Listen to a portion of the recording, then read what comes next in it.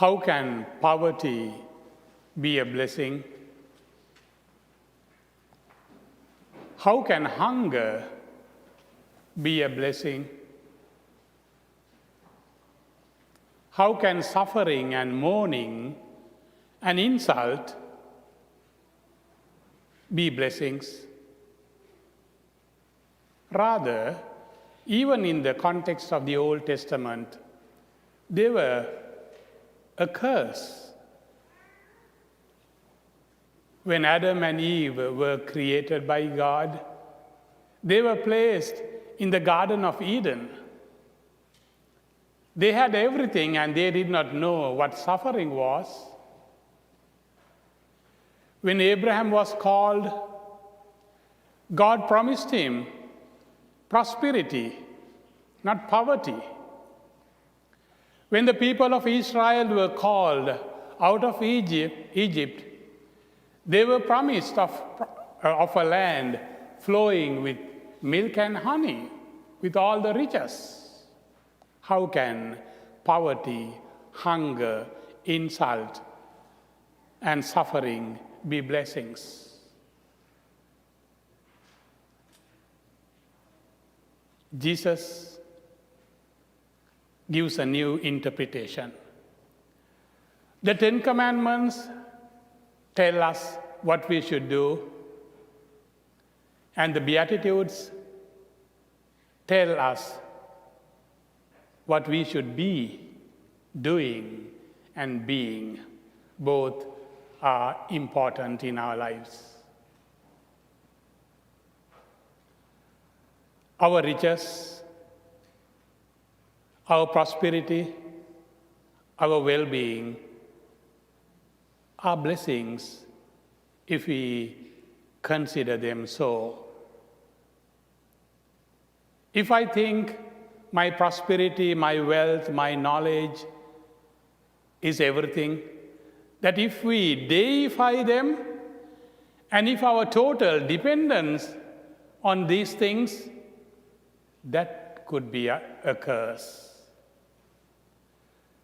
Whereas in the suffering and in the poverty, in the insult, there is the tendency for that person to depend more on God.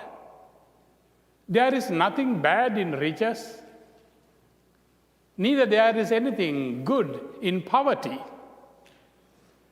In both, men and women need to realize that these are from God and these are for a purpose.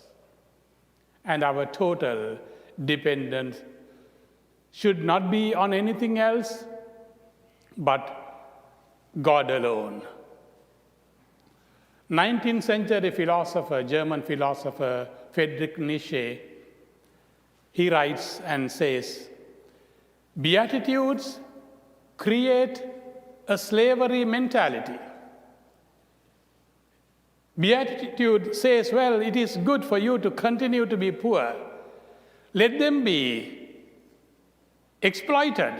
Therefore, Karl Marx would say, well, Christianity would help the capitalism to exploit the poor and the suffering and to promote slavery. Another could say, well, in this context, religion is an opium to keep the people in a slumberous way. They need not think because it is a pie in the sky when you die.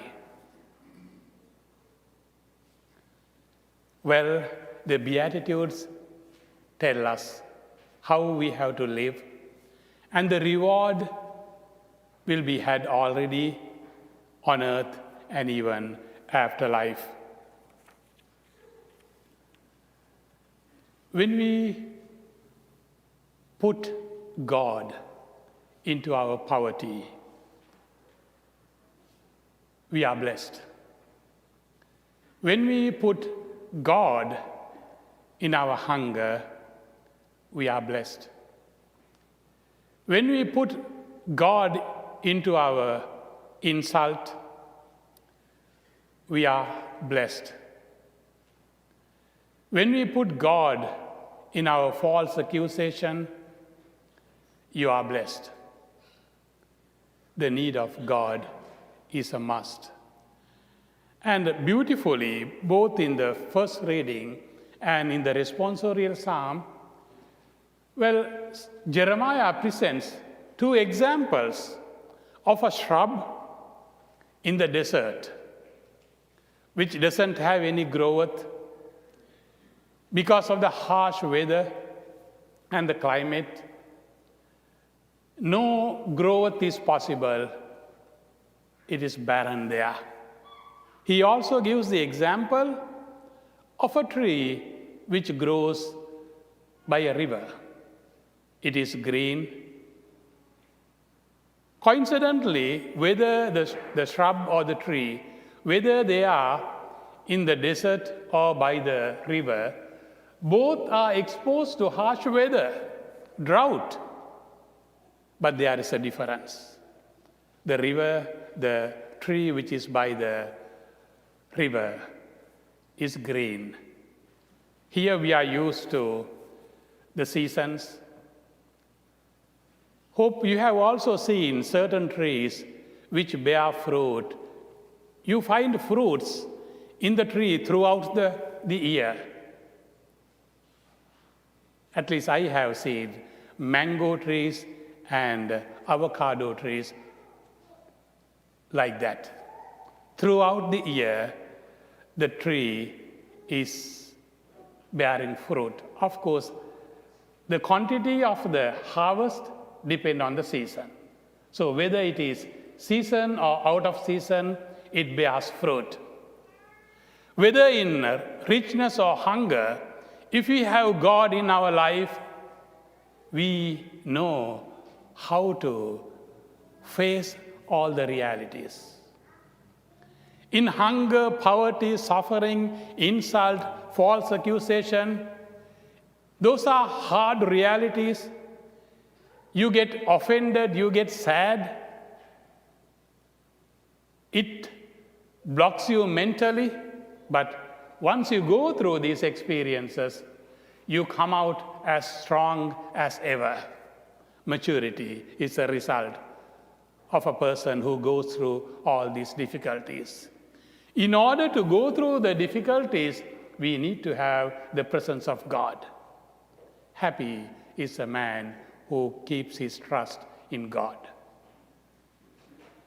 Let the Holy Spirit inspire all of us always, whether in our poverty or in our richness, whether in our joy or suffering, whether in our good company or insult, that we have God in our life and we will be happy.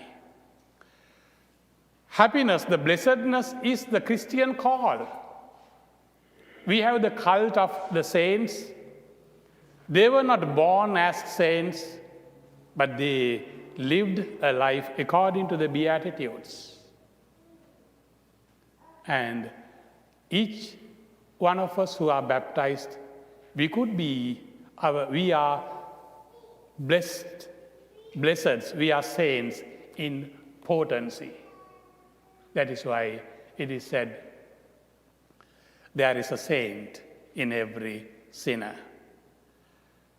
A saint has a past, a sinner has a future. Happy the man who trusts in God.